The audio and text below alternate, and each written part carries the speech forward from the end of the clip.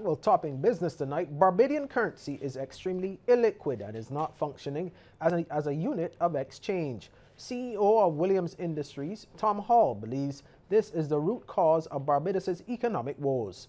His comments came as he made a presentation during the lunch break of the Barbados Employers Confederation's annual general meeting. The topic of discussion was the path back to prosperity, and Mr. Hall believes there is a perception of risk in relation to Barbadian currency. I think Barbados would take off if we could just de-risk that currency. If you're coming in, when my father invested in Williams Industries, he was given a piece of paper saying you'll get the principal out as and when you want it if you want to sell your shares, and you'll get dividends out when you want it. But that doesn't happen at the moment. So that adds risk. Business people think of risk and return. That's all I think about, certainly as a trader, now as CEO. Risk and return, risk and return. If you don't have a liquid currency, you might love Barbados for all the reasons I've said, but it's going to be nagging at you. Am I going to get my money out? You have to be able to get your money out. You have to be able to have capital to flow. Meanwhile, Director of the Institute of Chartered Accountants of Barbados, Reginald Farley, says the economy will turn around when policymakers understand that the role of government is to work in support of the private sector. It is by generating an economic surplus in an economy that we're able to generate taxes that the government can hive off for redistribution in the society to achieve its societal objectives. But you cannot help the societal cause, you cannot help the poor if there's no surplus.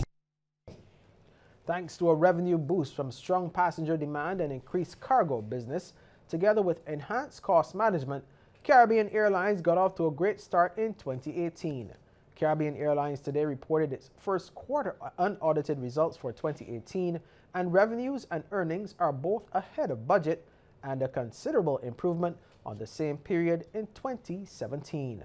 The overall numbers show an increase of 21% in revenue and 64% in earnings year on year. The company says the results are attributable to a 7% increase in demand on passenger revenue and to a larger extent revenue management initiatives and tighter control of costs. Chief Executive Officer Garvin Madeira says this was achieved despite a 14% increase in fuel prices. Well, it's time now to take a look at how stocks traded on selected exchanges across the region. In Jamaica, JMMB Group Limited was the volume leader with 2,027,120 units, and they were followed by Wisynco Group Limited and Caribbean Cement Company Limited. Next to Trinidad, where Trinidad and Tobago NGL Limited was the volume leader with 22,027 shares changing hands for a value of $634,343.60. They were followed by NCB Financial Group Limited and Grace Kennedy Limited.